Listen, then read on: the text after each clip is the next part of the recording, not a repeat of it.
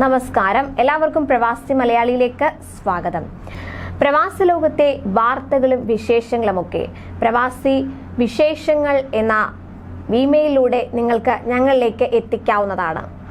Gulf രാഷ്ട്രങ്ങളിലെല്ലാം തന്നെ കാലാവസ്ഥാ വ്യതിയാനം രൂക്ഷമായി തുടരുകയാണ്. ഈ സാഹചര്യത്തിൽ കുവൈത്തിലും മുന്നറിയിപ്പ് എത്തിയിരിക്കുകയാണ്. രാജ്യത്ത് ഇത്തരത്തിൽ അസ്ഥിരമായ കാലാവസ്ഥ തുടരുമെന്നാണ് മുന്നറിയിപ്പ്. ഇന്നും നേരിയ മഴയ്ക്ക് സാധ്യതയുണ്ടെന്നും മണിക്കൂറിൽ 35 കിലോമീറ്റർ വേഗതയിൽ കാറ്റ് വീശിയേക്കാമെന്നും കാലാവസ്ഥാ കേന്ദ്രം അറിയിച്ചിട്ടുണ്ട്. താപനിലയിൽ ഗണ്യമായ കുറവുണ്ടാകും.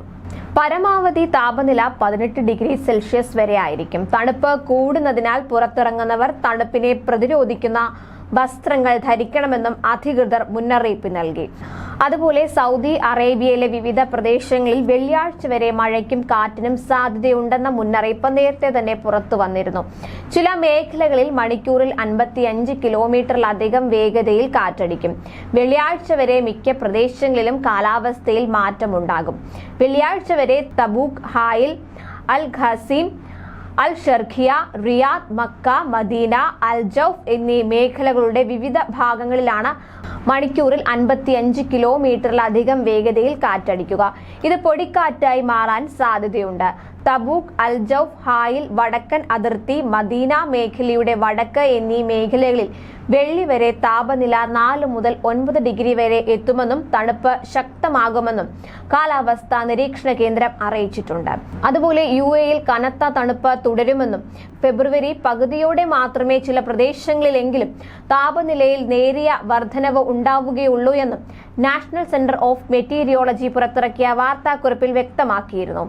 രാജ്യത്ത് ഈ മാസത്തെ ശരാശരി കൂടിയ താപനില 23 ഡിഗ്രി സെൽഷ്യസ് മുതൽ 28 ഡിഗ്രി സെൽഷ്യസ് വരെയും കുറഞ്ഞ താപനില 12 ഡിഗ്രി സെൽഷ്യസിനും 16 ഡിഗ്രി സെൽഷ്യസിനും ഇടയിലായിരിക്കുമെന്നും NCM കാലാവസ്ഥാ റിപ്പോർട്ടിൽ സൂചിപ്പിച്ചിട്ടുണ്ട്.